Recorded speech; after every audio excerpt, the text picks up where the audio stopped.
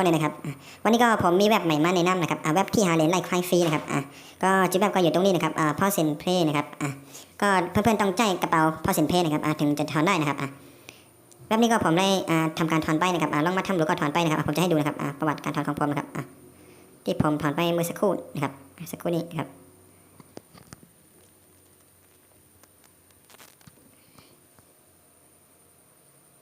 อันนี้นะครับกดตรงที่ withdraw นะครับผมได้ทำการถอนไปนะครับ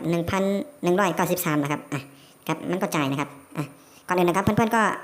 ต้องทำการสมัครก่อนนะครับวิธีการสมัครนะครับเดี๋ยวผมจะให้ดูนะครับผมกดออกไปก่อนนะครับเพื่อนๆกดลิงก์เข้ามานะครับกดลิงก์ข้างล่างเข้ามาก็จะมาเจอหน้านี้นะครับเพื่อนๆก็กดเข้า register นะครับมันก็จะออกมาหน้าการเข้าระบบแล้วก็การสมัครนะครับเพื่อนๆก็กดสมัครนะครับกดเข้าไปตรงที่สมัครนะครับเพื่อนๆก็ทำการใส่กรอกนะครับกรอกอีเมลแล้วก็พาสเวิร์ดยืนยันพาสเวิร์ดแล้วก็เขียนแคปชั่นตรงนี้แล้วก็กด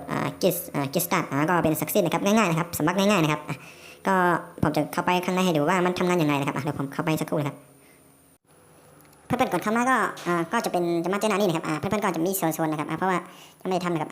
แล้วเพื่อนๆก็กดมาทำงานตรงนี้นะครับกดตรงที่3 ขีดนะครับก่อนอื่นนะครับอย่าลืมไปยืนยันอีเมลนะครับเขาจะส่งเพื่อยืนยันอีเมลนะครับเข้าไปในอีเมลของเรานะครับก็ไปยืนยันอีเมลนะครับแล้วก็กดไปทำงานตรงนี้นะครับตรงที่3 ขีดนะครับแล้วก็กดตรงที่นะครับตรงที่เป็นห้างของคอนนะครับครับเข้าไปนะครับมันก็จะให้เราเลือกนะครับตรงนี้นะครับซิกเอกนะครับไฟล์ซิกนะครับ856นะครับแล้วก็ขีดตรงที่เขียนแคปชั่นนะครับแล้วก็กดข้างล่างนะครับแล้วก็จะได้จำนวนนะครับจำนวนที่เราจะได้นะครับ100 เหรียญนะครับแล้วก็วันหนึ่งแล้วก็สามารถกดได้10,000 ครั้งนะครับ10,000 ครั้งก็เพื่อนๆลองไปคูณดู100 คูณ 10,000 ครั้งนะวันหนึ่งแล้วก็จะได้ประมาณ1 ล้านนะครับ1 ล้านประมาณ1 ล้านเหรียญนะครับแล้วก็มีงานอีกมีงานอื่นอีกนะครับประมาณล้านกว่าๆนะครับวันหนึ่งนะครับครับก็คือว่าคุ้มอยู่นะครับถ้าเราทำได้นะครับเพื่อนๆก็กดตรงนี้นะครับผมจะกดให้ดูเลยก็5นะครับตัว5 8 6แล้วก็กด Caption นะครับหาพบรอดนะครับถ้ากดไปถูกก็ต้องกดใหม่ครับต้องมากด1 นาที 1 ครั้งนะครับ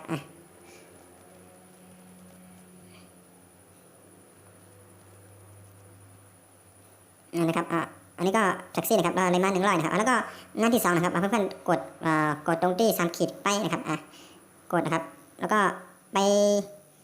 นะครับไปดูลิงก์โฆษณานะครับนะครับจะไม่ให้ดูนะครับช็อปลินนะครับกดเข้าไปในช็อปลินนะครับจะมีลิงก์ตรงนี้นะครับแต่อันนี้ผมจะไม่ทำให้ดูนะครับเพราะมันจะเวลาจะเมื่อหน่อยนะครับแล้วก็จะมีลิงก์9 ลิงก์นะถ้าเพื่อนๆเข้ามาใหม่ๆก็จะได้ประมาณ13 ลิงก์แล้วก็จะได้จำนวนนะครับ877นะครับลิงก์ร่วมกันนะครับอาจจะได้ประมาณ877 เหรียญนะครับเพื่อนๆก็กดตรงนี้นะครับเพราะว่ามันเป็นโทรศัพท์มันก็ไม่ค่อยสะดวกทำนะครับเพราะว่าน้ำมันเล็กนะครับน้ำมันน้อยครับถ้าเป็นคอมก็จะทำง่ายหน่อยนะครับถ้าต้องแต่ยาวๆจะเย็นๆทำนะครับถ้าทำนะครับถ้าไม่อยากเสียเวลาก็ไปทำที่ผมแนะนำนะครับจากที่เป็นของคอน1 นาที 1 ครั้งครับทำแค่อันนี้นะครับอันนี้อย่างเดียวครับอันนี้ครับที่เป็นของคอนนะครับทำแค่อันนี้ก็ได้แล้วนะครับก็แล้วก็สามารถได้1 วัน 1 ล้านนะครับ1 ล้านซาโตชินะครับเอาง่ายๆนะครับ1 นาที 1 ครั้งนะครับตอนนี้ก็มันให้กดอีกครั้งหนึ่งครับผมกดนะครับกดแล้วก็กดง่ายๆนะครับ